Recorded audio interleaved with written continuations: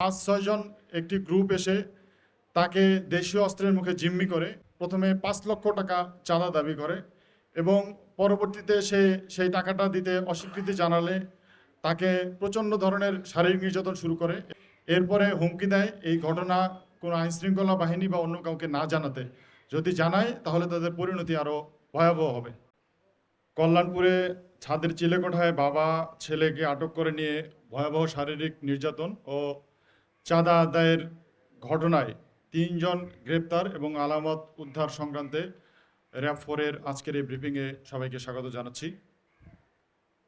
আপনারা জানেন, বাংলাদেশ আমার অহংকার এই স্লোগানকে ধারণ করে র্যাপিড অ্যাকশন ব্যাটালিয়ন তার প্রতিষ্ঠাকালীন সময় থেকেই সন্ত্রাস জঙ্গিবাদ নির্মূল সহ বিভিন্ন অপরাধে জড়িত অপরাধীদের আইনের আওতায় নিয়ে এসে জনগণের আস্থা অর্জন করতে সক্ষম হয়েছে।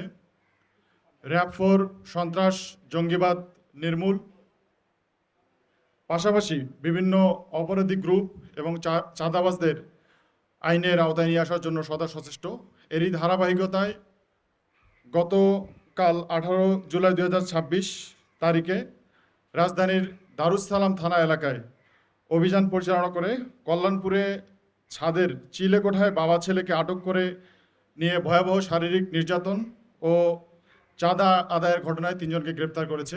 গ্রেপ্তারকৃতরা হলো মোহাম্মদ বিল্লাল, মোহাম্মদ জুম্মন এবং শেখ মোহাম্মদ ফয়সাল। মামলার এজাহার এবং গ্রেপ্তারকৃত আসামিদের প্রাথমিক জিজ্ঞাসাবাদে জানা যায় অত্র মামলার বাদী এবং ভিকটিম মোহাম্মদ মাহফুজুর রহমান একজন ব্যবসায়ী। তিনি রাজধানীর সবুজবাগ এলাকার বাসিন্দা। তিনি গত 2 জুলাই সন্ধ্যার সময় তার খালাতো ভাইয়ের বাসা মোহাম্মদপুরে ব্যবসায়িক আলোচনার জন্য আসেন এবং সেখানে আলোচনা শেষে তার ছেলে 13 বছর বয়সী ছেলে সহ মোটরসাইকেলে করে সবুজবাগে বাসায় ফিরছিলেন। পথিমধ্যে কল্যাণপুরে পানির কেনার জন্য তিনি দাঁড়ান। পানি কেনা শেষে তিনি মোটরসাইকেল স্টার্ট দিতেই 5-6 জন একটি গ্রুপ এসে তাকে দেশীয় অস্ত্রের মুখে জিম্মি করে এবং সেখান থেকে দারুস সালাম টাওয়ারের পাশে দিয়ে একটি জীর্ণ একটি পুরাতন একটি ভবনের ছাদে নিয়ে যায়।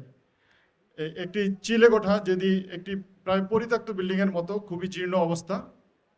সেখানে নিয়ে গিয়ে তার কাছে প্রায় প্রথমে 5 লক্ষ টাকা চাঁদা দাবি করে এবং পরবর্তীতে সে সেই টাকাটা দিতে অস্বীকৃতি জানালে তাকে প্রচণ্ড ধরনের শারীরিক নির্যাতন শুরু করে এবং শারীরিক নির্যাতন সহ্য করতে না পেরে সে তার পরিচিত আত্মীয় স্বজন এবং তার খালাতো ভাইয়ের মাধ্যমে প্রায় বিকাশে এবং ব্যাংক অ্যাকাউন্টের মাধ্যমে 50,000-এর অধিক টাকা তাদেরকে প্রদান করে এবং আসামিরা, এই যে আমাদের যে ঘটনার অভিযুক্ত, তারা ভিকটিমকে এরপরে হুমকি দেয় এই ঘটনা কোনো আইনশৃঙ্খলা বাহিনী বা অন্য কাউকে না জানাতে, যদি জানায় তাহলে তাদের পরিণতি আরও ভয়াবহ হবে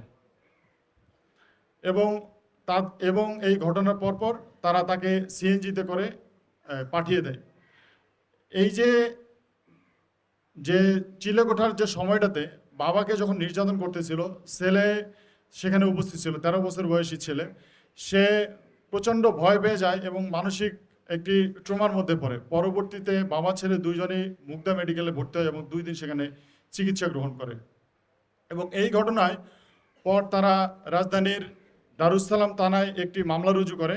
এই মামলা রুজুর পরপরই আমাদের র‍্যাব 4 আমরা ছায়া তদন্ত শুরু করি এবং প্রচুর পরিমাণে আমরা সিসিটিভি ফুটেজ, বিভিন্ন ধরনের তথ্য প্রযুক্তি, গোয়েন্দা তথ্য সংগ্রহ এবং বিশ্লেষণ করি এবং এক পর্যায়ে আমরা নিশ্চিত হই আসামিদের অবস্থান, যে তারা দারুস সালাম সহ রাজধানীর আশেপাশে এলাকায় অবস্থান করতেছে। সেই প্রেক্ষিতে গতকাল আমরা অভিযান পরিচালনা করে রাজধানীর দারুস সালাম, সাভার সহ বিভিন্ন এলাকা থেকে 3 জনকে গ্রেপ্তার করি এবং আলামত জব্দ করি। এই যে গ্রেপ্তারকৃত যে আসামিদের, তাদের আমরা সংশ্লিষ্ট যে আমাদের রাজধানীর দারুস সালাম থানা, সেখানে আমরা হস্তান্তর করেছি। মামলার যে তদন্তকারী কর্মকর্তা, তিনি পরবর্তী আইনগত ব্যবস্থা গ্রহণ করবেন।